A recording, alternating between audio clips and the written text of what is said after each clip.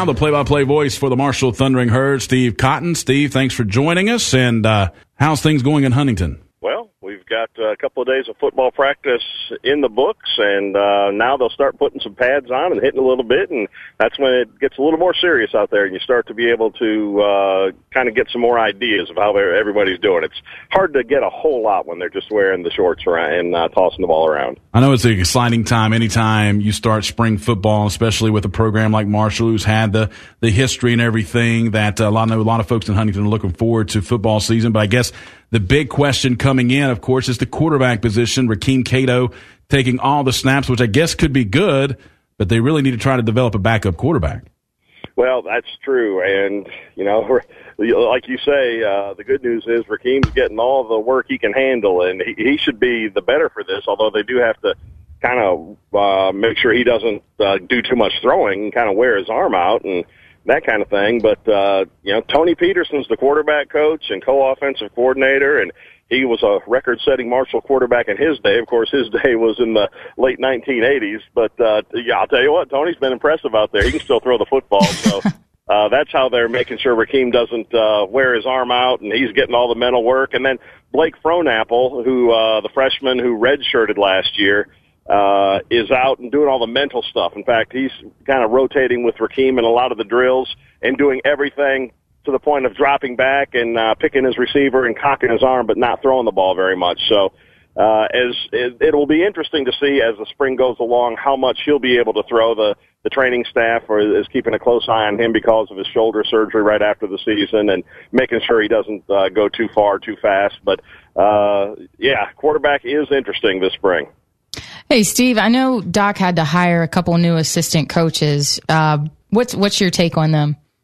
Well, I've not gotten to know them a whole lot yet, and, you know, they hit the ground running, and, you know, and by running, I mean hold up in their office looking at every bit of video they have on all their guys, trying to learn their personnel, and then as you know, I'm sure trying to piece together some things about the upcoming season as well. Opponents and all that will come later, but their main thing is to watch every second of video they could until they can get the guys out in the field, and that's now their first time of really, you know, trying to get a good handle on them as football players and seeing how they react. So we've not gotten a whole lot of to spend a whole lot of time with those guys yet, but just watching the first couple of days of practice, they'll fit right in with Doc's staff as far as intensity and that kind of thing goes. Mm-hmm.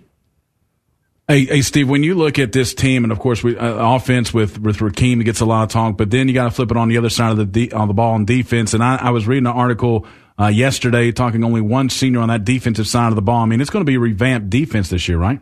No doubt about it, in that Devin Arrington's the only senior who's back, and he's going to be playing a new position. They had to shift him to safety last year because of a lack of depth there. He's going to move back up to linebacker, and he played that before, so, you know, that should be a pretty small learning curve again for him as far as that goes. And it also immediately helps one of the problems for Marshall last year, and that was a lack of speed and athleticism in the linebacking core. So Devin, you know, is a fix there.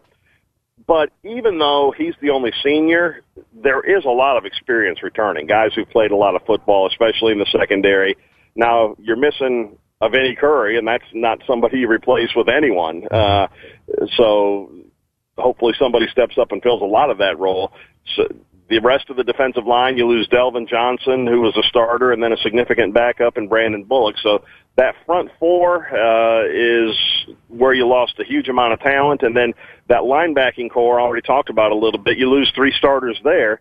Now, you bring in guys who are more athletic, and that hopefully gets them, you know, in spring ball caught up to speed a little bit as far as some of the mental things that a Tyson Gale gave to the team last year and made up for. You know, you don't have to run quite as far and be quite as fast if you're in the right spot, and that's what Tyson brought a lot of the time. So that's interesting to watch this spring. One of the things I'll be keeping my eye on most closely is how those young guys fit in, and just because they're faster and more athletic doesn't necessarily they'll be better, but you hope that is the case.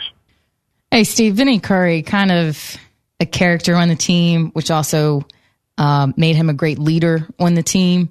Who do you see maybe kind of filling those shoes? Well, it's fairly obvious that as far as the face of the team, the guy you're probably going to see on billboards and so on is Aaron Dobson, and that fits very nicely. Mm-hmm. He's got potential as being a high NFL draft pick, too, if he has a really good senior season. He's an in-state guy, so all that fits together. You wonder, every once in a while you have a wide receiver who is the superstar, but also you kind of wonder, he relies on other people to even get him the ball and make him good. So and Aaron's a mature guy, a veteran guy, so he can do a lot of that leadership kind of thing in the locker room. But who else is going to step up and fill those roles, and especially on the defensive side of the ball, because a lot of those captains last year, the most experienced players were on defense, and Devin Arrington's your senior. He's not a real vocal guy. Doesn't say a whole lot. So I think that's another thing that the coaching staff is keeping a very close eye on this year and wants to make sure that they cultivate and develop. Well, how's Cato out on the field? I mean, is he pretty vocal? Because I know he's just a sophomore, coming in next season, but he had a lot of reps as a freshman this past season. You think he could be possibly one of those vocal guys out there? I do, and the vocal part's not a problem with him. He is that. It's almost the thing where he needs to sometimes calm down the emotion and back off the heat that he might want to give his teammates out there. There's a fine line a little bit between giving them heat and being encouraging and trying to get them fired up. And I think he probably learned a lot about that last season because he was probably on the wrong side of that line at times. Mm-hmm. Hey, Steve, I know that it's only been 2 practices in and everything, but you've got some guys that's coming in, new recruits that are starting here in the spring. Has Doc talked about any of those guys who he's looking at? But, I mean, you look down some of those guys coming in, you've got some size coming in with a Joe Messiquoff, 6'5", 230-pound defensive lineman from Alexandria, Virginia. So, I mean, you've got some size coming in. Has Doc mentioned any of those young guys he's looking at this year in the spring? Well, Joe, like you mentioned, has been right out there. And, again, it's kind of drills where there's not contact going on until they get out there in pads, but he's right in the mix, and they're giving him just as much of a look those first couple of days as anybody else there along the defensive line. And then, Gage Niemeyer, junior college offensive lineman, mid-year graduate from his junior college out in California. He's here at day one, practice one. First time the offensive line ran onto the field, he was with the first team as a left tackle. So that's at least encouraging from the standpoint that the coaches think that he has the potential and the physical tools and everything else they need to maybe be that guy, because you lose your 2 starting tackles. That's a huge thing you need to be ready to fill in the next year. Or, if you don't block up front, the quarterback's not good, the running backs aren't good, and the receivers never get a chance to do their thing. I know one guy that I'm looking forward to seeing, and he won't be coming in until August, but I mean, a lot of talk and hype going on with A.J. Leggett, the cornerback coming in. He's gotten all kinds of D1 offers from Alabama, LSU, and he chose Marshall. So, I mean, I know I'm looking forward to seeing what kind of athlete he is coming in, and I'm sure the coaches are excited about it as well. Yeah, you would think that has to be the case. That's one of the most highly rated recruits Marshall's ever had. Now, Coach Holliday, his kind of line on all that is, we'll see when they get here. I can't worry about him until he's here, and then they got to prove themselves. So he's not going to be too effusive in his praise after signing day until they're out there doing things on game day. But he's an exciting guy. That secondary is going to just have a huge infusion of athleticism, not only from him, but from a guy who's here now and going again, is DJ Hunter, highly recruited guy out of high school. Last year, sat out, or a couple years ago, sat out, came to Marshall last year, and was ready to go. Looked like he, as a freshman, had won a starting job in the secondary, and then injured his knee in fall camp last year, right before fall camp, in conditioning. And it took so long to heal up that it was the last few games of the season before he could have gone. And at that point, they said, well, let's just redshirt him. And but he's back out there, and he could have been a huge part of last year's defense. Now, at least he has another year of experience in terms of sitting in the film room and learning the defense and that kind of thing. He could be a really good player, potentially even a star player right away. So if he does his thing as a safety, if A.J. Leggett's able to come in and become a starting cornerback or something like, or at least a contributor, the secondary is going to have a huge boost, and it's added a bunch of athleticism and speed. And again, the back end of that defense, the speed is what got exposed when you'd play teams like Houston and Tulsa the last couple of years. On the offensive side of the ball, I think offense, you have a chance to be very good. I mean, last year was defense, but this year, and you look and see who got coming back. Of course, Cato at quarterback. You look back at the backfield, Tron Martinez coming back, Trayvon Van as well, Ward coming back. You've got Octavius Wilson. I mean, you've got some great playmakers, and of course, Aaron Dobson on offense, to where the offense could be very, very good this year. You're exactly right. And again, that all goes back to the offensive line. If you have a line that can allow those guys to excel and do their thing, I think you're looking real good. And the only worry then is probably your lack of depth at quarterback. You know, if heaven forbid you lose Rakeem Cato, you're sending somebody out there who's never taken a college snap.